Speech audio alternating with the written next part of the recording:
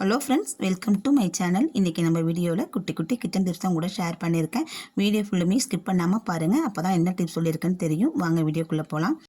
நம்ம மதியான டைமில் சமைச்சிட்டு கிச்சனில் பொரியெல்லாம் செஞ்சுட்டு அந்த எண்ணெயெல்லாம் நாலா பக்கமாக அடுப்பில் செஞ்சுருக்கோம். நம்ம உடனே என்ன பண்ணுவோம், துணி வச்சு தொடச்சிடுவோம். அந்த துணியும் அழுக்காக போயிடும். அந்த இடத்துல உள்ள எண்ணெயுமே அவ்வளோதான் நமக்கு சுத்தமாகாது. அந்த மாதிரி இல்லாமல் ஈஸியாக இதை எப்படி க்ளீன் பண்ணுறதுங்கிறத உங்க உடனே ஷேர் பண்ணியிருக்கேன். இந்த இடத்துல நம்ம வீட்டில் இருக்கிற அரிசி மாவு யூஸ் பண்ணுறதா இருந்தாலும் சரி, எந்த மாவாக இருந்தாலும் சரி, கோதுமை மாவு இல்லை முகத்துக்கு பூசுகிற பவுட்ரு எதாக இருந்தாலும் சரி, அதை கொஞ்சமாக இது மேலே தூவி விட்டுருங்க. தூவி விட்டுட்டு நம்ம பழைய நியூஸ் பேப்பர் எதாக இருந்தாலும் எடுத்து அதை நல்லா தேய்ச்சி கொடுத்து நம்ம எடுத்தாலே போதும். அதில் உள்ள எண்ணெய் பிசுக்கு எல்லாமே நமக்கு சுத்தமாக க்ளீன் ஆகி வந்துடும். இதுக்காக நம்ம துணியை வச்சு துடைக்கணுங்கிற தேவை இருக்காது. இந்த மாவுலேயே எல்லா எண்ணெயுமே எடுத்துக்கிட்டு வந்துடுங்க. அடுப்பு நமக்கு க்ளீன் ஆகிடும். இதை கீழே ஒரு பேப்பர் வச்சு நம்ம அப்படியே இதை தள்ளி விட்டுக்கலாம். இதை சுத்தமாக அதில் உள்ள எண்ணெய் பூரா எடுத்துகிட்டு வந்துடும். நம்ம லைட்டாக தேய்ச்சி கொடுத்தாலே போதும். நியூஸ் பேப்பர் வச்சு தேய்ச்சி கொடுத்தீங்கன்னாக்கா அந்த அடுப்பும் நமக்கு சுத்தமாகி வந்துடும். இடமும் க்ளீனாக இருக்கும். எண்ணெய் பிசுக்கு நமக்கு இருக்காதுங்க. இங்கே பாருங்கள், எல்லாத்தையுமே நான் தொடச்சி எடுத்துட்டேன். எண்ணெய் பிசுக்கு இல்லை. அந்த மாவில் எல்லா எண்ணெய் பிசுக்குமே ஒட்டி வந்துருச்சு. கீழே ஒரு பேப்பர் வச்சு நம்ம இந்த மாவை அப்படியே நம்ம தள்ளிக்கலாம். சும்மா வெறுமனையாக நம்ம கீழே தள்ளினோம்னாக்கா அந்த இடமும் நமக்கு நாஸ்தி ஆகிடும். திரும்பி அதை நம்ம தொடச்சிக்கிட்டு இருக்கணும். இந்த மாதிரி பேப்பர் வச்சு நம்ம தொடச்சி விட்டுட்டு நம்ம எப்பயுமே துடைக்கிற மாதிரி ஒரு சின்ன டவல் வச்சு அதை தொடச்சி விட்டுட்டு அதை வாரத்துக்கு ஒரு முறை நம்ம தேய்ச்சி கழுவுற மாதிரி எப்பயாச்சும் கழுவுனா போதுங்க. அது அப்பப்போ கழுவுணுங்கிற அவசியம் இருக்காது. தேவைப்பட்டால் விம்ஜல் வச்சு நீங்கள் தொடச்சி எடுத்துக்கோங்க. இன்னும் பளிச்சுன்னு இருக்கும். அவ்வளோதாங்க, நம்ம சூப்பராக அந்த அடுப்பு க்ளீன் ஆகிடுச்சு. நமக்கு டவலும் வீணாக போகாது. நமக்கு இடமும் க்ளீன் ஆகிடுச்சு. பாருங்கள், எண்ணெய் பிசுக்கு இதில் கொஞ்சம் கூட இல்லவே இல்லை. கண்டிப்பாக ட்ரை பண்ணி பாருங்கள். நெக்ஸ்ட் இப்போ என்னென்னு பார்த்தீங்கன்னாக்கா, நம்ம வீட்டில் இடிக்கல் வச்சுருப்போம்.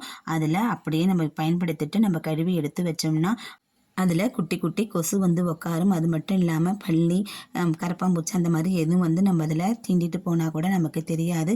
அந்த மாதிரி இல்லாமல் இருக்க ஒரு 2 லிட்டர் வாட்டர் பாட்டில் தாங்க நான் எடுத்திருக்கேன். எடுத்துட்டு அதை கட் பண்ணி அது மேல் பக்கத்தை மட்டும் எடுத்துகிட்டு வந்திருக்கேங்க. அதை இது மேலே நம்ம அப்படியே போட்டு விட்டுட்டோம்னாக்கா இது மேலே நமக்கு குட்டி குட்டி கொசுவும் உட்காராது. எந்த ஒரு பூச்சியும் அதில் நான் உட்காராதுங்க. நமக்கு சுத்தமாக இருக்கும். அடுத்த நாள் நம்ம பயன்படுத்தும் போது நம்ம அப்படியே கூட பயன்படுத்திக்கலாம். அதில் எந்த பூச்சியும் எதுவுமே உட்காராது. கண்டிப்பாக பயனுள்ளதாக இருக்கும். ட்ரை பண்ணி பாருங்கள். வாங்க நெக்ஸ்ட் இப்போ என்னென்னு பார்க்கலாம். அந்த பாட்டில் கட் பண்ணிவிட்டு கீழ் போர்ஷன் இருக்கேன் இல்லையா, அதை அப்படியே நான் எடுத்து வச்சுருக்கேன். அதில் சின்ன சின்னதாக ஹோல்ஸ் போட்டு எடுத்து வச்சுருக்கேங்க. கண்டிப்பாக ஹோல்ஸ் போட்டுக்கோங்க.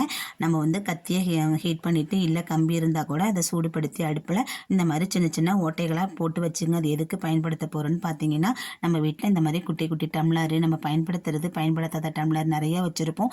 செல்ஃபில் அடுக்கி வைக்கிறதுக்கு நமக்கு இடம் கம்மியாக இருந்துச்சுன்னா இந்த மாதிரி ஹோல்ஸ் போட்டுட்டு அந்த டப்பாக்குள்ளே போட்டு நம்ம வச்சுட்டோம்னா தண்ணியும் அது வழியாகவே கீழே வடிஞ்சு வந்துடுங்க. அதுலேயும் தங்காது. நமக்கு இதில் பூச்சி போட்டுமே எதுவும் போகாது. நம்ம கமுத்து வச்சுருக்கிறோம். இது கூட இது மேலே ஒரு மூடி போட்டு நம்ம மூடி வச்சிட்டோம்னா குட்டி குட்டி கொசுமே அதில் உட்காராது. பூச்சி போட்டு எதுவுமே அதில் போகாதுங்க. அப்படியே நமக்கு சுத்தமாக இருக்கும். டம்ளர் இடத்தையும் அடைக்காது. செல்ஃபு கம்மியாக உள்ளவங்க இந்த டிப்பை ஃபாலோ பண்ணி பாருங்கள். இந்த தட்டை நான் கமுத்து வச்சுருக்கேன். இது மேலே குட்டி குட்டி தட்டு இருந்தால் கூட நம்ம கமுத்து வச்சுக்கலாம். கண்டிப்பாக ட்ரை பண்ணி பாருங்கள். நெக்ஸ்ட் இப்போ என்னென்னு பார்க்கலாம். நம்ம வீட்டில் பசங்க பென்சில் வச்சு எழுதுவாங்க. ஒரு சில சமயத்தில் அதை அழைக்கிறதுக்கு நமக்கு லப்பர் இல்லாமல் போயிடும். அந்த சமயத்தில் இந்த டிப்பை ஃபாலோ பண்ணி பாருங்கள். கண்டிப்பாக பயனுள்ளதாக இருக்கும். பென்சிலோட பேக் சைடில் இந்த லப்பர் வச்சு நம்ம சுற்றி விட்டுறலாம். அதை சுற்றிட்டு எதுக்கு பயன்படுத்தலான்னு பார்த்தீங்கன்னா, எழுதுனதை அழைக்கிறதுக்கு பயன்படுத்தலாங்க. கண்டிப்பாக இது எழுதுனதை அழைச்சிரும். நீங்கள் என்ன பாருங்கள், நான் எழுதியிருக்கேன். எழுதுனதை அழைக்கிறேன் பாருங்கள். எழுதின இடம் தெரியாமையே சூப்பராக அலைஞ்சு போயிடுச்சு பாருங்கள். நீங்களும் ட்ரை பண்ணி பாருங்கள். பசங்க அப்புறம் தொலைச்சிட்டு வீட்டில் எழுதிக்கிட்டு அழைக்கிறதுக்கு எதுவும் இல்லாதங்கிற சமயத்தில் இந்த லப்பர் இந்த மாதிரி பேக் சைடில் மாட்டி விட்டுட்டு நம்ம அழைச்சோம்னாக்கா அதில் உள்ளது எல்லாமே அலைஞ்சிரும். பயனுள்ளதாக இருக்கும். ட்ரை பண்ணி பாருங்கள். இது பேக் சைடில் போட்டு விட்டு பசங்கள்கிட்ட கொடுத்து விடுங்க. வாங்க நெக்ஸ்ட் இப்போ என்னென்னு பார்க்கலாம். நம்ம வீட்டில் எல்லார் வீட்லேயும் ஆயில் கேன் வச்சுருப்போம். அதை வச்சுருக்க இடம் கீழே அப்படியே அந்த எண்ணெயெல்லாம் படிஞ்சு நமக்கு அப்பப்போ பிசு பிசுன்னு ஆகிடும். அந்த மாதிரி இல்லாமல் இருக்க நம்ம ஆன்லைனில் காசு கொடுத்து பொருள் வாங்குவோம். அந்த மாதிரி இல்லாமல் இதை வச்சு இங்கே ட்ரை பண்ணி பாருங்கள். எண்ணெய் பிசு பிசுக்கே இருக்காது. இந்த மாதிரி ஒரு சின்ன தட்டு எடுத்திருக்கேன். அது மேலே நியூஸ் பேப்பர் போட்டு வச்சுருக்கேன். அந்த ஆயில் கேனை தூக்கி அது மேலே வச்சுருங்க. வச்சுட்டிங்கன்னா நம்ம பயன்படுத்தும் போது சிந்திர எண்ணெய் எல்லாமே இந்த பேப்பரில் தான் படுமே தவிர்த்து அந்த கிண்ணத்தில் கூட படாது. நமக்கு பயன்படுத்தி முடிச்சதுக்கப்புறம் அந்த எண்ணெய் சிந்திருந்தால் கூட நம்ம அப்படியே எடுத்து தூக்கி போட்டுடலாம். இதுக்காக நம்ம காசு கொடுத்து ஆர்கனைசர் வாங்குகிற அவசியம் இருக்காது. ட்ரை பண்ணி பாருங்கள். நெக்ஸ்ட் இப்போ என்னென்னு பார்த்தீங்கன்னா, நம்ம எல்லார் வீட்லேயும் பூண்டு உரிக்கிறதே கஷ்டமாக இருக்குங்க. இந்த டிப்பை ஃபாலோ பண்ணி பாருங்கள். 1 கிலோ பூண்டாக இருந்தாலும் நம்ம ஈஸியாக உரிச்சு எடுத்துடலாம். அது என்ன டிப்புன்னு பார்க்குறீங்களா? இந்த பூண்டு உரிக்கிறதுக்கு ஒரு சல்லடை இருந்தாலே போதுங்க. ஈஸியாக நம்ம பூண்டு உரிச்சு எடுத்துடலாம். இந்த சல்லடையில் இந்த பூண்டை சேர்த்துக்கிறேன். அவசரமாக நம்ம சமைக்கும்போது பூண்டு நமக்கு உரிக்கிறதுக்கு கஷ்டமாக இருக்கும். அந்த மாதிரி நேரத்தில் இந்த டிப்பு நமக்கு பயனுள்ளதாக இருக்கும். கண்டிப்பாக ட்ரை பண்ணி பாருங்கள். பூண்டு எல்லாத்தையுமே நான் சல்லடையில் சேர்த்துட்டேன். அடுப்பை பற்ற வச்சு மீடியம் ஃப்ளேமில் வச்சுக்கோங்க, இல்லை லோ ஃப்ளேமில் வச்சுட்டு இதை ஒரு 2 நிமிஷம் அப்படியும் இப்படியுமே நம்ம ஆட்டி சூடுபடுத்தினாலே போதுங்க. பூண்டு லேசாக சூடாகி வந்துடும். ஆனால் வறுபட்டு வராது, வெந்தும் போவாதுங்க. ட்ரை பண்ணி பாருங்கள். அது மட்டும் இல்லை, வாயு பிரச்சனை உள்ளவங்க பூண்டு சுட்டு சாப்பிட்டோம்னா அந்த வாயு பிரச்சனை நமக்கு இல்லாமல் இருக்கும். அடுப்பில் வச்சு சுட்டு சாப்பிடுவாங்க. அது இல்லாத நேரத்தில் இந்த மாதிரி சல்லடையில் வச்சு நீங்கள் சூடுபடுத்தி சாப்பிட்டீங்கன்னா பூண்டு ஈஸியாக நமக்கு சுட்டு வந்துடுங்க. இந்த மாதிரி பூண்டை சுட்டு சாப்பிட்றதுனால நிறைய மருத்துவ குணங்களும் இருக்குது. நீங்கள் ட்ரை பண்ணி பாருங்கள். அது மட்டும் இல்லை, பூண்டு வெதுவெதுப்பாக இருக்கும் போதே நம்ம உரித்து எடுத்துட்டோம்னா எல்லா பூண்டையும் ஈஸியாக நம்ம உரித்து எடுத்துடலாங்க. எவ்வளோ பூண்டாக இருந்தாலும் கண்டிப்பாக பயனுள்ள டிப்பாக இருக்குன்னு நினைக்கிறேன். ட்ரை பண்ணி பாருங்கள். வாங்க நெக்ஸ்ட் டிப் என்னென்னு பார்க்கலாம். நம்ம மேய்க்காது கம்மல் போட்டிருப்போம். ஒரு சில சமயத்தில் அது நமக்கே தெரியாமல் கலண்டு கீழே வந்துடுங்க. திருகும் தொலைஞ்சு போயிடும். அந்த மாதிரி இல்லாமல் இருக்கிறதுக்கு இந்த டிப்பை ஃபாலோ பண்ணி பாருங்கள். கண்டிப்பாக மேய்க்காத தோடாக இருக்கட்டும், வேறு எந்த தோட்டுக்குமே கலண்டு வராது, டைட்டாக அப்படியே பிடிச்சிக்கும். பூண்டு எடுத்துக்குங்க. பூண்டில் அந்த திருகோட பின் சைடை எடுத்து நம்ம இந்த மாதிரி குத்தி எடுத்துட்டு நம்ம காதில் போட்டுட்டோம்னாக்கா அந்த திருகு ஈஸியாக நமக்கு கலண்டு வராது, டைட்டாக அப்படியே பிடிச்சிக்குங்க. குழந்தைங்களுக்கு தோடு போடும்போதும் திருக பூண்டில் நல்லா 1க்கு 4 தடவை திருகி எடுத்துட்டு போட்டு விட்டீங்கன்னா கண்டிப்பாக திருகு கலண்டியே வராதுங்க. ட்ரை பண்ணி பாருங்கள். பயனுள்ளதாக இருக்கும். வாங்க நெக்ஸ்ட் இப்போ என்னன்னு பார்க்கலாம்.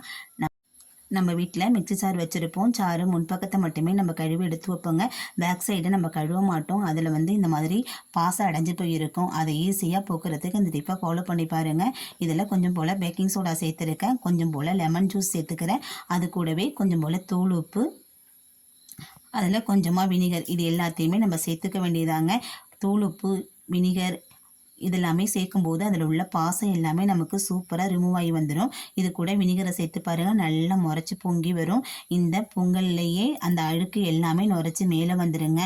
இதை அப்படியே ஒரு 2 நிமிஷம் விட்டுட்டு நம்ம நல்லா தேய்ச்சி எடுத்தோம்னா பேக் சைடு எல்லாமே நமக்கு உள்ள அழுக்கு எல்லாமே க்ளீன் ஆகி சூப்பராக வந்துடும். இது பின்பக்கத்துக்கு மட்டும் இல்லைங்க, சாரோட முன்பக்கத்தில் பிளேடுக்கு அடியில் இருக்கிற அழுக்கையும் க்ளீன் பண்ணுறதுக்கு இதே டிப்பை ஃபாலோ பண்ணி க்ளீன் பண்ணி பாருங்கள், சுத்தமாகிடும். அது மட்டும் இல்லாமல் நம்மளோட அலுமினிய சட்டி, குக்கர் அதில் உள்ள அழுக்கையும் போக்குறதுக்கு இந்த டிப்பு யூஸ்ஃபுல்லாக இருக்கும். ட்ரை பண்ணி பாருங்கள். இதை 2 நிமிஷம் கழித்து ஒரு ப்ரெஷ்ஷு வச்சு நல்லா தேய்ச்சி கொடுத்துருங்க. தேய்ச்சி கொடுத்தீங்கன்னா அதில் உள்ள அழுக்கு பாசம் எல்லாமே நமக்கு க்ளீன் ஆகி வந்துடும்.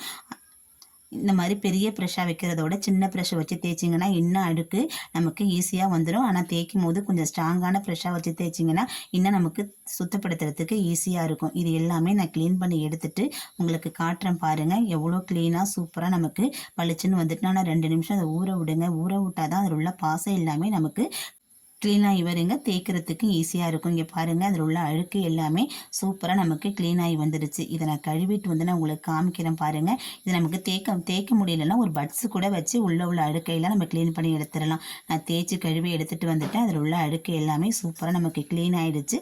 கண்டிப்பாக பயனுள்ளதாக இருக்கும். ட்ரை பண்ணி பாருங்கள். வாங்க நெக்ஸ்ட் இப்போ என்னென்னு பார்க்கலாம்.